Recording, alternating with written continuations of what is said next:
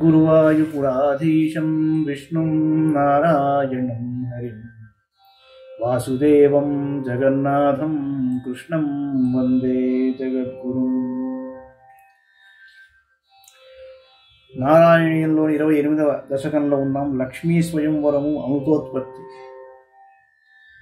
గరళం తరలానలం గరళం తరలానలం పురస్తాజ్జలధేరుద్విజకాలకాలకూటం అమరస్తుతివాదమోదనిఘ్నో గిరిశస్తన్నిపసౌ భవత్ప్రియార్థం. క్షీరసముద్రమును మథించుచున్నప్పుడు మొదట మహాజ్వాలలను విజిమ్ముచు ఉన్న కాలకూటమును మహావిషం బయలువెడలింది. దేవతల స్తుతులకు సంతుష్టుడైన పరమశివుడు నీకు సంతోషము కలిగించుటకే ఆ మహావిషాన్ని స్వీకరించాడు.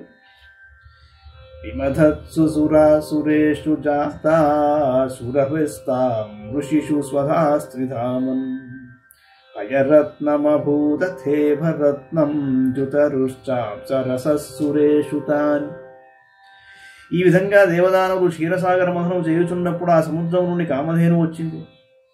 ఓ జగన్నివాస, ఆ కామధేనువును నీవు మహర్షులకు ఇచ్చేశావు. ఆ తరువాత ఉచ్చైశ్రవమును గుర్రము, ఐరావతమును గజేంద్రము, కల్పతరువు అప్సరసులు అందుండి ఉద్భవింపగా ఆ సమస్తమును నీవు ఇంద్రాది దేవతలకే ఇచ్చేశావు.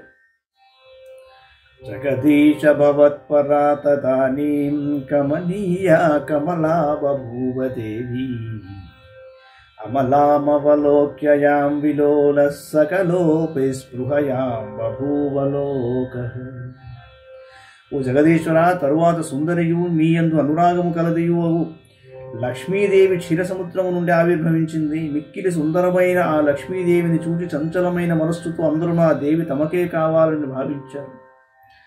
త్వయి దత్త హృదే తదైవ దేవ్యై త్రిదశేంద్రో మణిపీఠికాం యతారీతు సకలోపహృతాభిషేచనీయైః ఋషయస్తాం శృతిగీర్భిరభ్యచించన్. నీపై అనురాగము చూపుచున్న లక్ష్మీదేవికి కూర్చునుటకు దేవేంద్రుడు వెంటనే మణిఖచితమైన ఆసనాన్ని ఏర్పరిచాడు. దేవతలు మొదలగు వారు తెచ్చిన జలములతో మునీంద్రుడు వేదమంత్రములను పఠించుచు ఆమెకు అభిషేకం చేశాడు.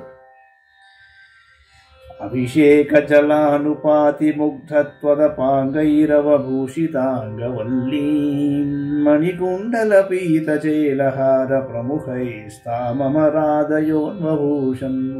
ప్రభు, మునీంద్రులు చేయు అభిషేక జలములతో పాటు ముగ్ధములైన నీ కటాక్ష వీక్షణములను ఆ లక్ష్మీదేవి యొక్క తమ తనుశోభులను ఇనుమడింపజేసినది. పిదప దేవతలు మణికుండలములతోడను పచ్చని పట్టు వస్త్రములతోడను ముత్యాలహారములు ఉన్నగు వారితోడను ఆమెను అలంకరించారు. వర్ణస్రజమాత భృంగనాదాం దధతీ సా కుచకుంభమందయానా పదశింజిత మంజునూపురా త్వాం కలిత వ్రీడ విలాసమాససాద. ఆ లక్ష్మీదేవి తన చేతిలో వరమాలను ధరించిందండి. ఆ మాల యొక్క సువాసనకు ఆకర్షింపబడి తుమ్మెదలు ఝుంకారం చేస్తున్నాయి. వక్షస్థల భారముచే ఆ దేవి మెల్లమెల్లగా నడుస్తుంది. పరమ సౌందర్యవతి అయిన ఆ దేవి నడుచుతున్నప్పుడు కాళ్లకున్న అందెల యొక్క రవములు మనోహరంగా వినిపించాయి. నునుసిగ్గుతో ఆ దేవి విలాసంగా నడుస్తూ నిన్ను సమీపించినది. గిరిశద్రుహిణాది సర్వదేవాం గుణభాజోప్య విముక్త దోషలేశాన్ అవమృశ్య సదైవ సర్వరమ్యే నిహితా త్వయ్యనయాపి దివ్యమాల. శంకరుడు, బ్రహ్మదేవుడు మొదలగు దేవతలందరూ సద్గుణ శోభితులే అయినను వారిలో లేశమాత్రముగనైనను దోషము లేకపోలేదు. నీవు మాత్రము ఇట్టి దోషములను లేని ఉత్తమ గుణ విలసితుడవు. ఈ విషయములను బాగుగా ఎరిగియున్నందున లక్ష్మీదేవి నీ కంఠమున వరమాలను అలంకరించింది. ఉరసా తరసా మమానిధైనాం భువనానాం జననీ మన్యభావాం. ఉరసా తరసా మమానిధైనాం భువనానాం జననీ మనన్యభావాం. త్వదురో విలసత్తదీక్షణ శ్రీ పరివృష్ట్యా పరిపుష్టమాస విశ్వం. స్వామి, అనన్యభావముతో నిన్ను సేవించుటకు వచ్చిన లోకమాత అయిన లక్ష్మీదేవికి నీ వక్షస్థలమును ఆశ్రయమిచ్చి సమ్మానించావు. నీ వక్షస్థలమున విలసిల్లుచున్న ఆ దేవి యొక్క చల్లని చూపులకు విశ్వమంతయును ఎంతయో సుసంపన్నమైనది.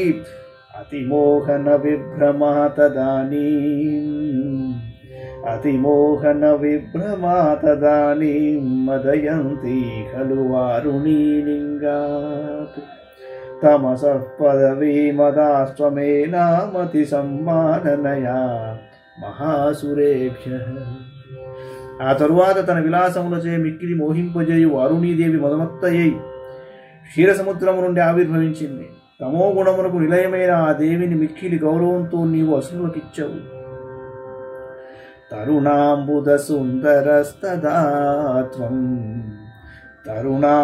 సుందరస్తదాత్వం నను ధన్వంతరిరుత్థితోంబురాశే. అమృతం కలశే వహన్ కరాభ్యాం అఖిలార్తిం హర మారుతాలయేశ.